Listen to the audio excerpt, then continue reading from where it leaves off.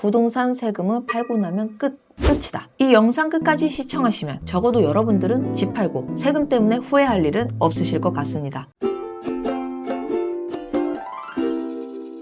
안녕하세요. 세무는 보라의 문보라 세무사입니다. 저는 국세청 근무 당시 서류 한 장, 날짜 하루 차이로 세금이, 특히나 양도세금이 수억 원이나 왔다 갔다 하는 상황을 정말 많이 봤습니다. 최근에 김태희 씨가 한남 더힐을 매각하고 85억의 시세 차익을 봤다는 기사 보셨나요? 그 85억에 대한 세금이 얼마일까? 이런 기사도 났었는데요. 85억은 뭐 나랑 상관도 없는 일인데 연예인들의 이야기지 라고 생각하셨나요? 양도소득세는 차익이 매우 크거나 연예인들 많이 내는 세금이 아닙니다. 물론 금액의 차이는 있겠지만 대한민국에서 살아간다면 최소 3번은 이 양도소득세와 마주하게 되는 일이 있어요. 첫 번째, 결혼해서 첫 집을 살 때. 이건 취득과 관련된 이야기지만 우리가 실제로 집을 살 때 나중에 팔 거를 생각해서 단독 명의로 할 때도 있고 공동 명의로 할 때가 있죠. 또 결혼하기 전에 각자 집이 있을 수도 있습니다. 그렇게 되면 나중에 이 집을 언제 팔아서 비과세를 받을지에 대해서 고민을 하게 되죠. 두 번째, 아이 교육 때문에 갈아탈 때. 갈아타는 시점에는 일시적으로 2주택이 될 수 있죠. 일시적 2주택도 그 기간에 잘 맞춰야 우리가 비과세를 받을 수 있습니다. 마지막 세 번째, 노후를 위해 양도를 할 때. 부동산에 관심이 있으신 분들은 이 3번의 기회 아니고서라도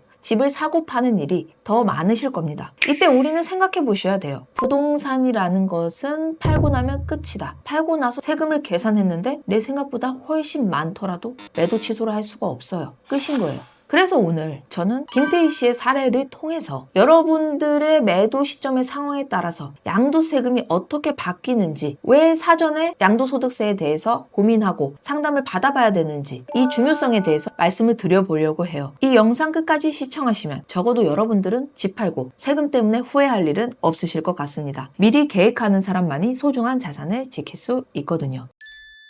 우선 제가 김태희 씨의 사례를 들겠다고 말씀을 드렸으니 가액이랑 시기를 다 가지고 오겠습니다. 우선 기사에 따르면 18년도 42.3억 원의 매입, 25년에 127.7억에 매각을 했다고 해요. 차익이 약 85.4억 정도죠. 7년 이상 보유를 했고요. 우선 여러분들이 아셔야 될 건 양도소득세라는 건 차익에 대해서 세금이 붙는 거예요. 간혹가다 저한테 질문을 하세요. 제가 이번에 아파트 10억에 팔았는데 양도세금이 얼마나 나올까요? 알 수 없다. 가 대답입니다. 차익에 대해서 붙는 세금이기 때문이죠.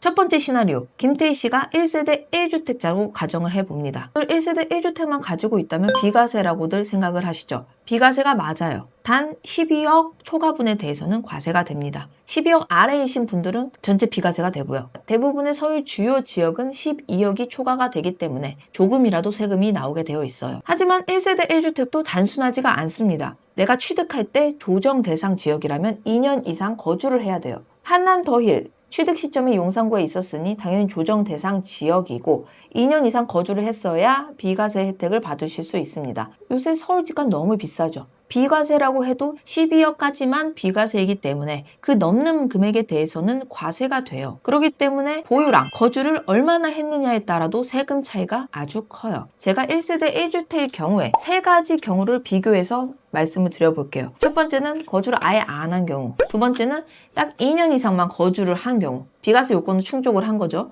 세 번째는 이 7년의 보유한 기간 동안 거주도 7년 이상 한 경우, 이렇게 비교를 해보겠습니다. 첫 번째, 거주를 안 했다면 1세대 1주택자여도 비과세를 받을 수가 없어요. 비과세를 받을 수 없다는 건 이 85억의 양도차익에 대해서 일반 세율로 과세가 된다는 겁니다. 1주택이니 중과세는 아니죠. 또 빠지는 게 있죠. 장기보유특별공제. 장기보유특별공제는 1년에 2% 공제를 해줘요. 그럼 7년 보유했으니 14%가 빠집니다. 그래서 거주를 안 한 경우 일반 세율을 적용받고 장기보유특별공제 14%를 적용을 받는다면 세금은 지방소득세까지 포함해서 35.6억 정도가 나와요. 그럼 비과세 요건을 충족하기 위해 딱 2년까지 거주를 했다고 봅시다. 그렇기 때문에 우선 비과세는 되죠. 12억 초과분의 비율만큼은 과세가 됩니다. 그리고 더 중요한 거, 장기보유특별공제. 비과세가 되면 이 장기보유특별공제가 커요. 1년에 보유 4%, 거주 4%가 적용이 돼서 총 8%를 받을 수가 있어요. 아까 일반 세율은 1년에 2%면 6%나 차이가 나잖아요. 여러분들이 양도 차익이 5억이라고 가정을 해보면 6%의 차이면 3천만 원입니다. 굉장히 큰 차이죠. 그렇다면 지금 2년 거주, 7년 보유했다고 치면 장기 보유 특별 공제는 약 36%. 계산을 해보면 거주 2년만 한 경우 세금이 약 23.8억 원이 나옵니다. 마지막으로 보유 7년도 했는데 거주 7년까지 했다. 장기 보유 특별 공제 무려 8%에 곱하기 7, 56%를 받을 수 있어요. 양도 차익의 절반을 장기 보유 특별 공제로 받는 거예요. 세금이 약 16.1억. 거주 7년 차이로 세금이 무려 19억이나 차이가 나죠. 1년에 약 2.5억 정도 절세를 한다고 볼 수 있겠네요. 이래서 고가주택 1세대 1주택 비과세에 장기보유 특별 공제를 조정을 하려고 하는 겁니다. 혜택이 매우 크기 때문에.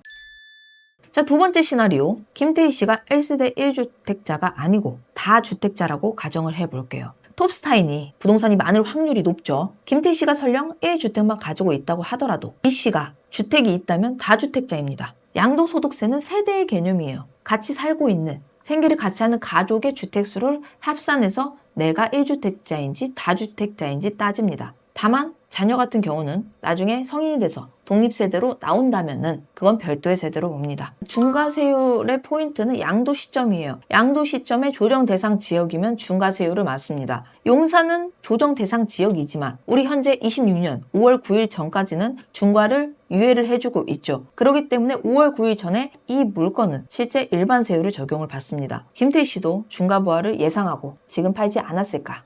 이런 생각이 드네요.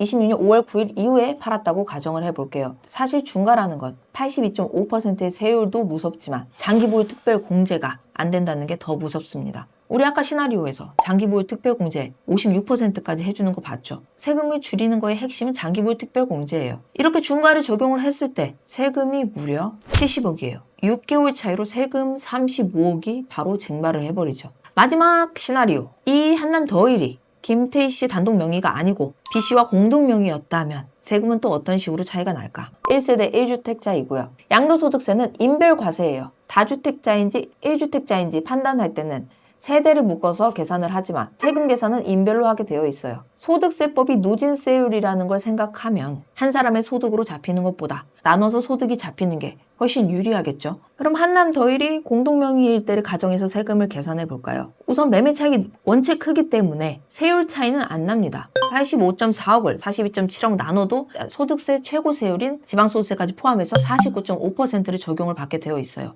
하지만 인별 과세이기 때문에 각각 250만 원씩 공제를 받을 수 있고 45%를 적용을 받더라도 누진 공제인 6,594만 원을 인별로 각각 받을 수 있습니다. 결과적으로 단독 명의일 때랑 공동 명의일 때랑 세금 차이가 약 7천만 원이 나요. 세금 차이 크죠?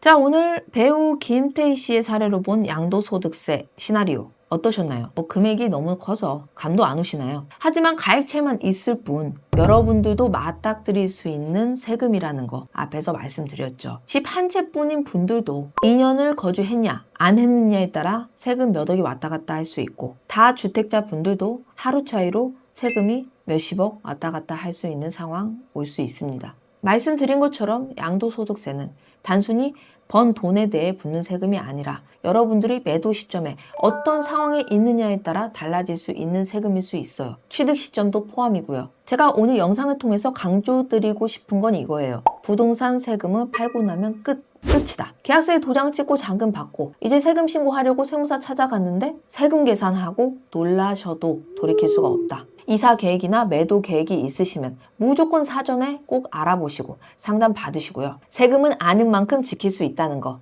꼭 명심하시길 바랍니다. 이상으로 세무는 보라의 문보라 세무사였습니다.